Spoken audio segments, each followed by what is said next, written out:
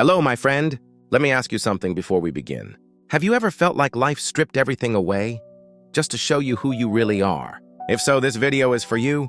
I'm not here to entertain you with quick quotes or surface-level motivation. I'm here to walk with you through the quiet storms, the silent awakenings, and the deep truths that only reveal themselves after 50. In this video, I'll share with you 15 timeless Stoic lessons that have shaped not only my life, but the lives of countless men and women who chose to grow after the loss, after the noise, after the applause faded. Each lesson is a mirror, and I hope you'll find yourself in at least one of them. Before we begin, I'd love to know which Stoic idea has helped you the most in your own life. Leave me a comment below. I read every single one. And if you find value in what we share here today, help me reach 1,000 subscribers by liking, sharing, and subscribing. Now, let's begin. Not with noise, but with silence and truth. Lesson 1. You don't need motivation, you need purpose. I want you to imagine something. It's 5:00 a.m. The sky is still dark. The house is silent. No one is clapping, no one is watching. But a man quietly ties his shoelaces, steps out into the morning chill, and starts walking. No music, no coffee yet. Just silence and breath. I once asked a man like that, "Why do you still do this every morning when no one sees you anymore?" He looked at me and smiled. "Because I know where I'm going." That moment stayed with me for years. You see, motivation is like the wind. It changes direction. It comes and goes depending on the weather, the people around you, the mood you're in. And if you're relying on motivation to carry you, you'll find yourself stuck on the couch more often than you care to admit. But purpose. Purpose burns quietly. It's the fire that never fully dies. And when everything else fades, your energy, your enthusiasm, even your hope, purpose remains. I've worked with people in their 50s, 60s, even 80s. You'd be surprised how many of them are still waiting to feel motivated before they change, before they start that book, before they heal, before they forgive, before they move on. Let me tell you the truth, motivation is overrated. If you wait for it, you'll wait forever. But if you find your why, you'll walk through the darkest valley just to stay loyal to it. A woman I once knew, 64 years old, lost her husband after 40 years of marriage. For months, she did nothing. Grief swallowed her whole. But one day she got out of bed and started knitting again. Not for herself, but for babies in the NICU. She told me, "I just want my hands to be useful before they stop working." That's purpose. Quiet, humble, unshakable. Marcus Aurelius, the Stoic emperor, wrote, "Waste no more time arguing what a good man should be. Be one." He didn't say wait for the mood to strike. He said act. So I ask you not what inspires you, but what anchors you. Because when the storms of life rise, and they always do, what will keep you standing, it won't be a quote from a self-help book. It won't be a motivational video. It will be your own reason, your own truth. And when you have that, you don't need applause. You don't need anyone to believe in you. You just keep walking, quietly, powerfully, unshakably. Question for you. What's something in your life you do not because it's easy, but because it's meaningful? If this touched you, help me reach 1,000 subscribers. Like, share, and subscribe so more people can rediscover their inner strength. Lesson 2. Letting go is not failure. It's growth. Have you ever tried holding on to something so tightly that your hands started to ache? I have. There was a time in my life when I held on to a relationship that had long since wilted. I kept watering it, hoping it would bloom again. But some things are meant to be seasons, not lifetimes. Letting go felt like giving up, like failure, like admitting I couldn't fix it. But one morning as I sat in silence, a question hit me like thunder. Am I holding on because I still believe in this? Or because I'm afraid of who I'll be without it? That's when I realized letting go isn't weakness. It's wisdom. You see, growth often looks like breaking, like shedding, like surrender. It's messy, uncomfortable, painful, but it's also sacred. In Stoic philosophy, we talk a lot about accepting what we cannot control. Epictetus once said, "Freedom is the only worthy goal in life, and the way to achieve it is through self-mastery. Letting go is part of that mastery." But society tells us to grip harder, to fight, to never quit. And sometimes that's noble, but sometimes it's bondage. A man I coached was 58, still working in a company that drained him daily. He had dreams of painting, of traveling, of opening a tiny art studio in a quiet town. But he stayed for the paycheck, for the title, for the security. And then one day the company let him go. He called me a week later and said, "I thought I'd be broken, but I feel free." That's what happens when we're forced to let go. We often meet ourselves again. What if the things you think you're losing are the very things holding you back? What if letting go is not the end, but the beginning? The truth is, holding on is easy. We're good at it. We cling to identities, habits, people, beliefs, even when they hurt us. But to release, to truly release, requires courage. The courage to say, "This no longer serves me," and that's okay. So if you're facing a decision right now, if there's a door you've been afraid to close, ask yourself, am I holding on or am I holding back? You are not a failure for walking away from what no longer aligns with your soul. You are not broken for changing your mind, your path, your life. You are growing. So I ask you, what's something in your life you're ready to let go of?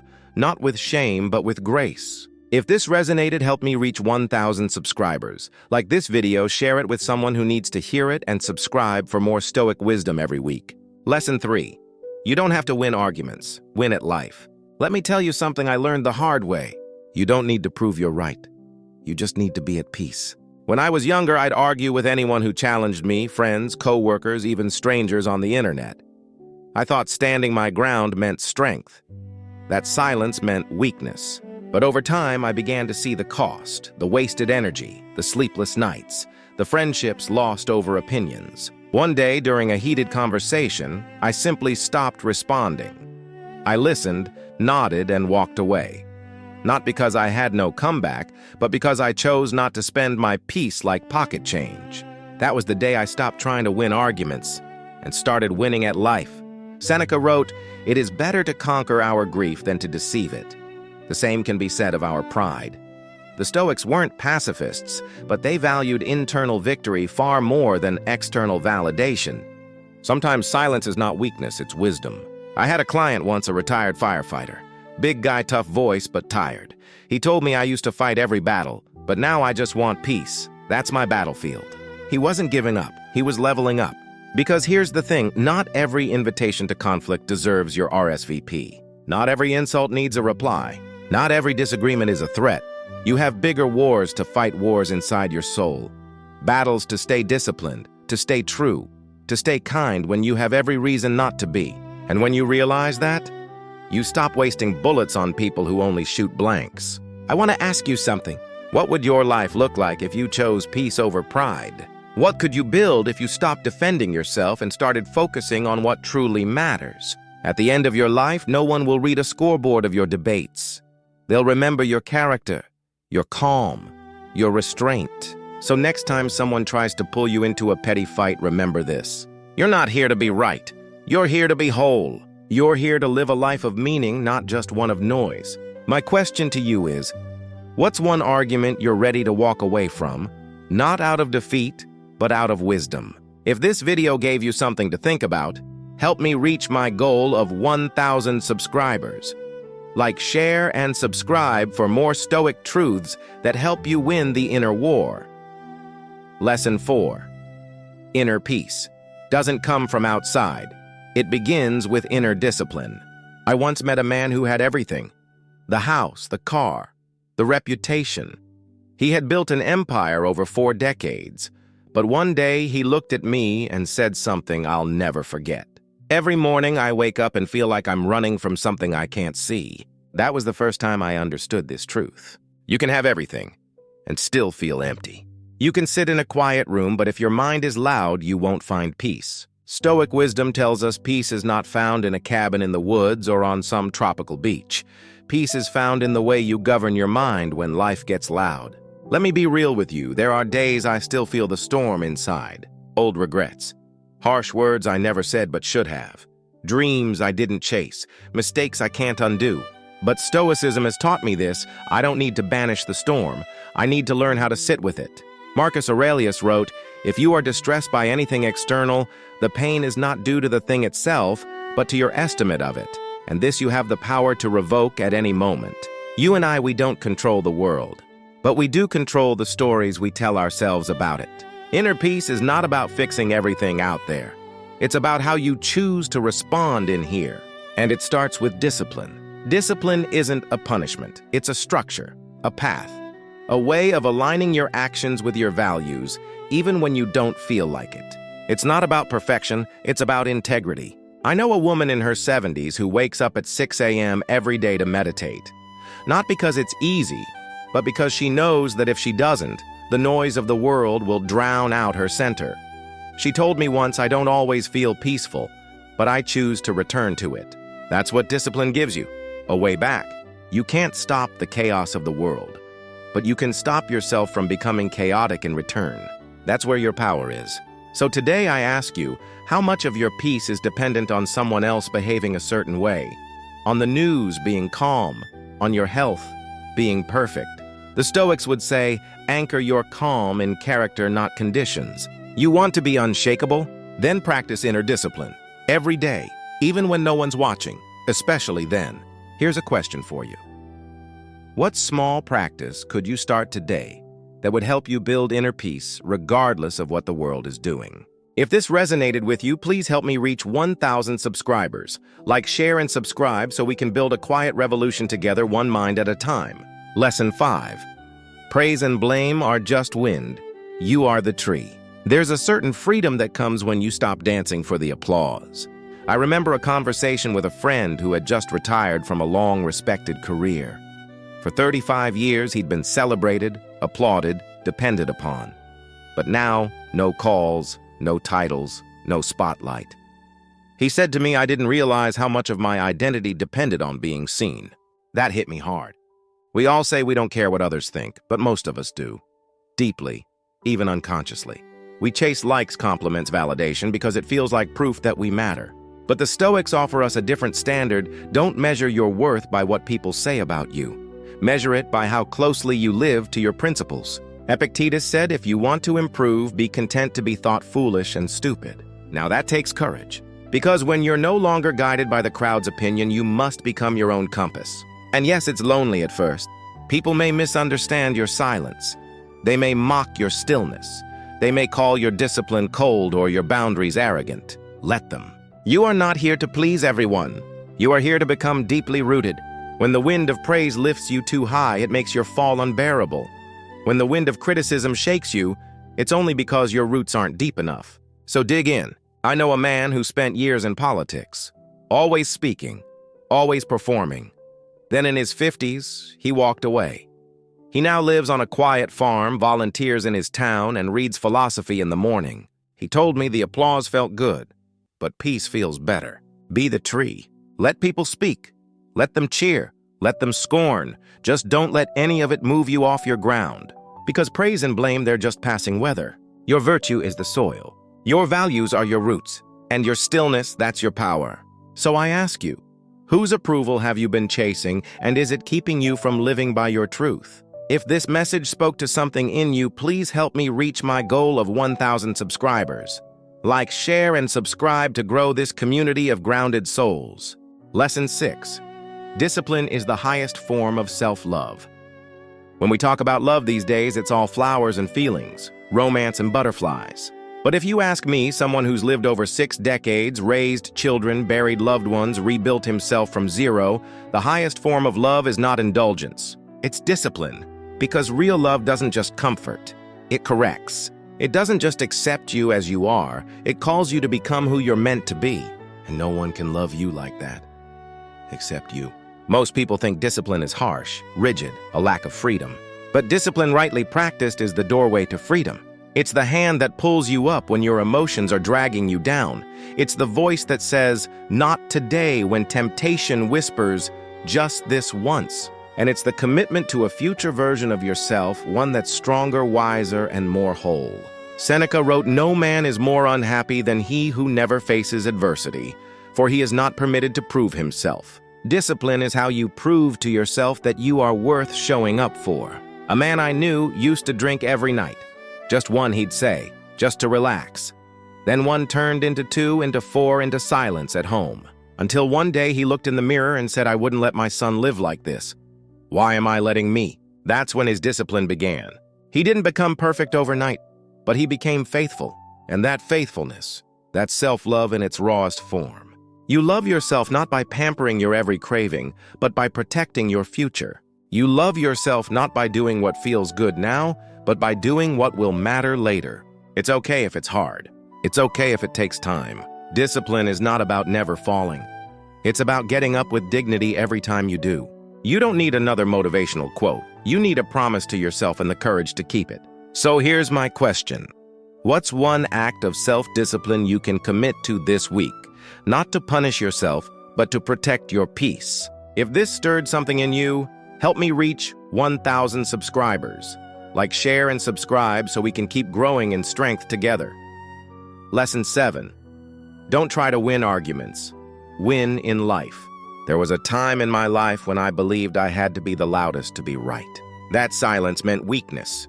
That if I let someone get the last word, I'd somehow lost. I remember once having an argument with a friend I'd known for over 20 years. The topic, something trivial. Politics, I think. We both raised our voices, both said things we regretted. We didn't talk for years. And what did I win? Nothing but loneliness. You see, as we grow older, something begins to shift.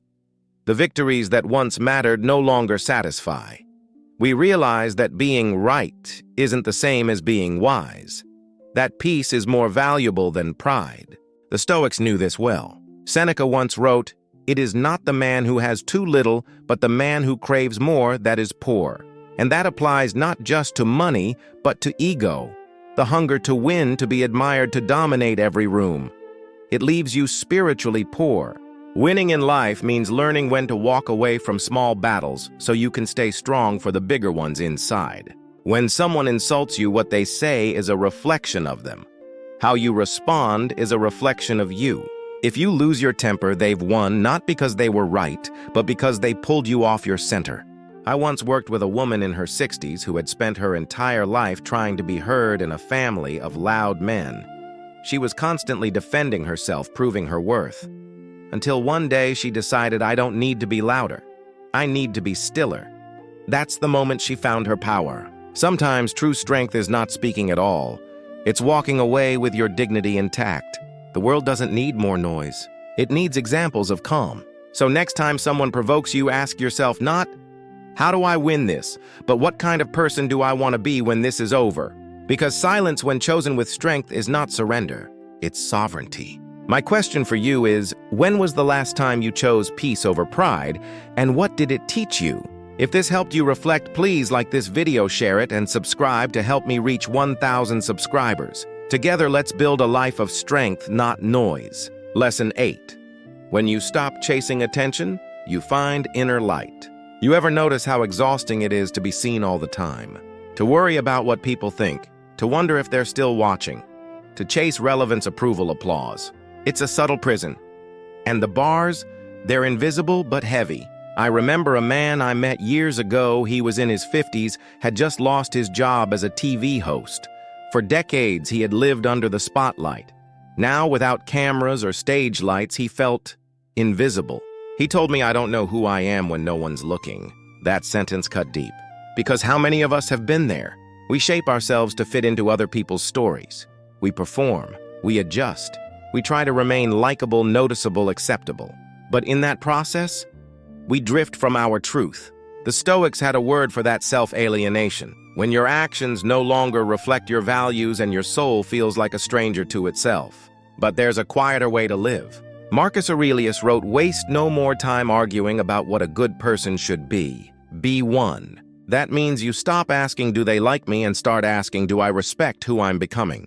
When you stop chasing attention, you begin to shine with a different kind of light, the kind that doesn't flicker when no one is watching. You become consistent, not performative. You find your joy in being, not in being seen. I know a woman who used to post on social media every day. Her meals, her outfits, her opinions. It made her feel relevant. Until one day she deleted it all. Cold turkey. I asked her why. She said, because I was building a life that looked good, not one that felt good. That's the power of stepping away from the stage. You realize your worth isn't up for vote. Your peace doesn't need applause. And you begin to live not from a place of proving, but from a place of knowing. So I ask you, who are you when no one's watching? If you've been lost in the noise, I invite you to return to your center, to the quiet part of yourself, the honest part, the part that doesn't need likes to feel alive. If this message helped you see yourself more clearly, help me reach my goal of 1,000 subscribers. Like, share, and subscribe to keep growing this space of inner truth. Lesson 9. The death of the ego is the birth of what's real. There's a version of you that the world wants to see. The polished one. The confident one. The one who never falters, never hesitates, never breaks. But that version isn't real. The real you. It's the one who's made mistakes, who's been brought to their knees, who's looked in the mirror and thought, I don't even recognize myself. And you know what? That's the version I trust. Because when the ego dies, something deeper is born. In Stoicism, there is a deep reverence for humility, not the false kind that says, I'm nothing, but the honest kind that says, I no longer need to be everything. You stop needing to be admired, to be feared, to be followed. You start needing only one thing to be true. I once worked with a man who had built a multi-million-dollar company. He was known, respected, celebrated. But one divorce, one betrayal, and a quiet financial collapse later, he had to sell his home, move into a tiny apartment, and start over. He told me it was humiliating, but it was the first time I felt human again. The death of his ego was the birth of his real life. He became a better father, a more attentive friend, a humbler leader. Why? Because he no longer had anything to prove. And when you have nothing to prove, you become free. The Stoics taught us to practice memento mori, remember death. But I'd say we also need to remember ego death, the moments when our masks fall and we are left raw, honest, vulnerable. That's when the soul can finally breathe. So if you've recently lost something, status, love, reputation, control, I want to tell you this. You haven't lost yourself. You found the chance to become someone deeper. You haven't failed. You've been invited to rise from the ashes of who you thought you had to be. True transformation begins where pretending ends. My question for you is, what part of your ego are you ready to release so something more honest can be born? If this video helped you see a deeper part of yourself, please like, share, and subscribe. Help me reach 1,000 subscribers so we can build a space where truth matters more than image. Lesson 10. Everything comes and goes. Only virtue remains. I once stood at the funeral of a man who had everything: business success, influence, a beautiful home, a long list of admirers. And as the final words were spoken and the casket lowered, I looked around. No one mentioned his cars. No one talked about his money.